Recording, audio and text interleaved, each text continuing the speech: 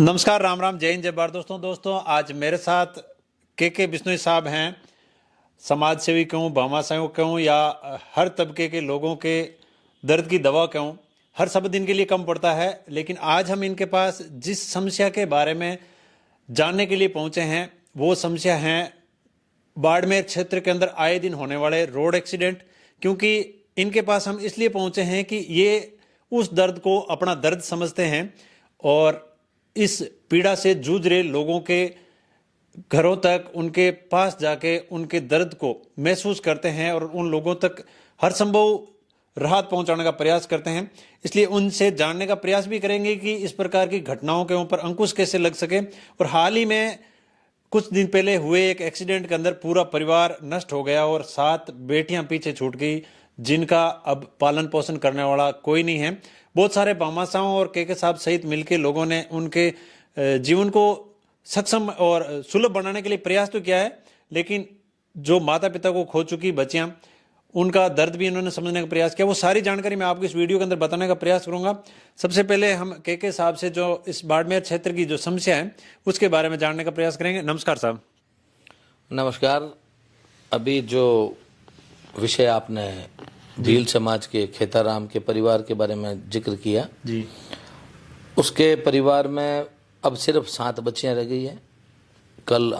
मैंने कल वहाँ पर उनके घर पर हजारों लोग मेरे साथ वहाँ चले थे। उन लोगों से भी अपील करी थी कि भाई अपन सब लोग अपनी दुआ करें परमपिता परमेश्वर से कि उनका एकमात्र छोटा भाई है वो बच जाए, लेकिन वो भी कल रात्रि को इस संसार में नहीं रहा। मीडिया बंधुओं के सहयोग से ये खबर बहुत अच्छी तरीके से भामाशाहों के पास, कई एनजीओज के पास, कई संगठनों के पास, अलग अलग लोगों ने बड़े दिल से इस परिवार के सहयोग के लिए बहुत बड़ी राशि इसमें उन्होंने उस परिवार के लिए एकत्रित की, उनके बैंक अकाउंट में डाली है। ये आंकड़ा लगभग 2.5 करोड़ से ऊपर हो चुका है। जो बन पड़ा, हमारे भी कुछ सहयोगियों ने मिलकर के कल एक छोटी सी रकम हम लोग भी वहाँ देके आए। रही बात अभी जो महत्वपूर्ण विषय है जी, सिणदरी से लेकर के राम जी गोड़ तक हर रोज हम देखते हैं कि उस क्षेत्र के ऊपर आए दिन एक्सीडेंट, रोड एक्सीडेंट सुनने को मिलता है। क्या वजह है कि उस क्षेत्र के अंदर इतने एक्सीडेंट हो रहे हैं?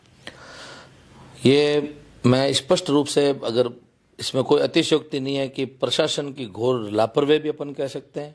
इसमें अपन सड़क के अंदर जगह जगह पर आवश्यकता होने के बावजूद भी या तो स्पीड ब्रेकरों की कमी कह दो, गड्ढों की मरम्मत की कमी कह दो।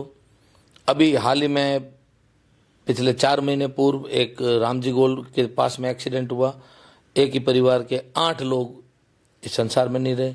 उस समय मैंने कलेक्टर साहब से विषय भी उठाया था कि आप सड़क के अंदर जो गड्ढे हुए हैं उन गड्ढों से बचने के लिए ट्रैफिक लेफ्ट राइट होता है और उस वजह से ही ये सारे एक्सीडेंट होते हैं।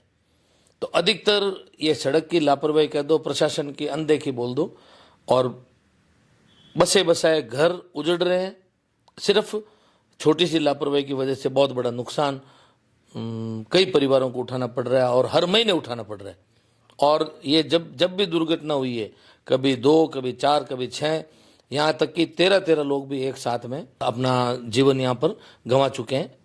ये बहुत ही महत्वपूर्ण विषय है।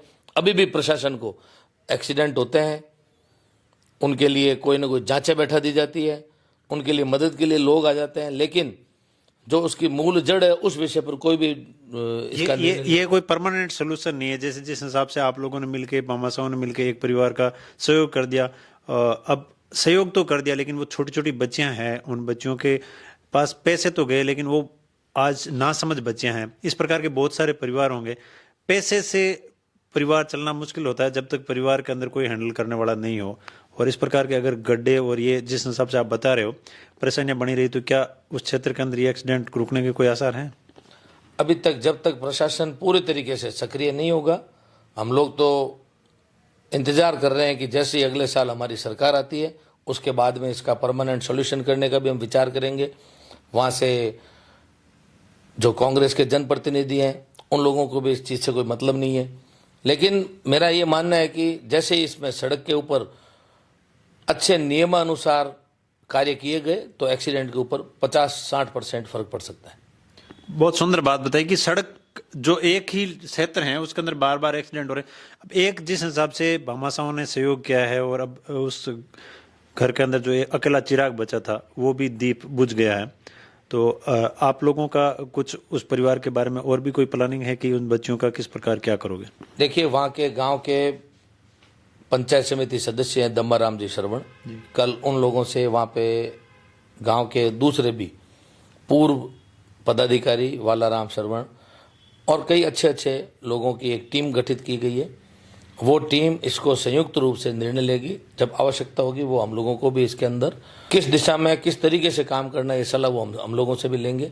अभी हाल फिलहाल ये तय किया गया है जो मोटी रकम उस परिवार के मदद के लिए आई है उसकी फिक्स डिपॉजिट अलग अलग साल के लिए बीच में तोड़वाई ना जा सके, लंबी दूरी तक की फिक्स डिपॉजिट का अभी तक सोचा है।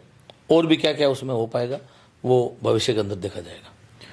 और एक एक्सीडेंट बहुत चर्चित रहा था जिसके अंदर जिस व्यक्ति को क्लेम मिलना था वो क्लेम नहीं मिल के और जांच बिठाई गई थी। उस जांच का उम्मीद तो ये लगाई जा रही थी कि जिस परिवार का वारिस खोया उसको क्लेम मिलेगा, उसकी बनिस्बत उसके ऊपर वो रिपोर्ट जो है उसके ऊपर ही डाल दी गई।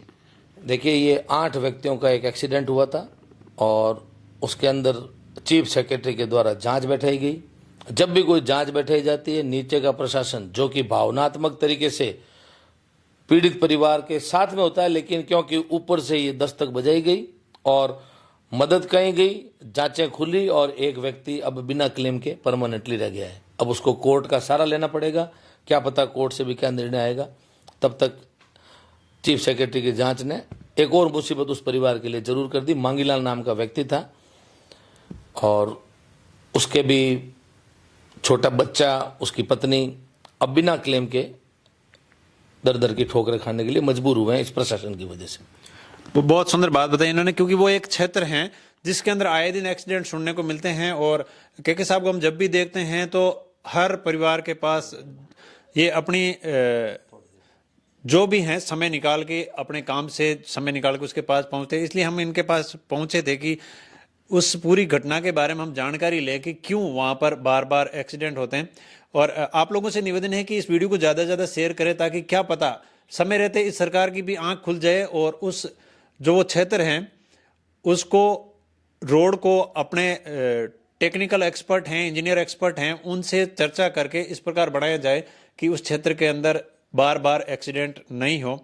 बहुत बहुत धन्यवाद साहब। आप आए, लोगों तक ये सारी सूचना बढ़िया तरीके से पहुंचा पाए, सोए हुए प्रशासन की भी शायद नींद खुले और इसमें आपके चैनल का भी, जमसार का भी सहयोग मिलेगा, ऐसी मैं उम्मीद और कामना करता हूं। बहुत बहुत धन्यवाद, आप यहाँ पर पधारे। धन्यवाद साहब। आप दर्शकों को बहुत बहुत धन्यवाद। और दोस्तों ये थे हमारे साथ के बिश्नोई साहब। मैं आपको फौजी भाई फिर हाजिर हूंगा, तब तक के लिए जय हिंद, जय भारत।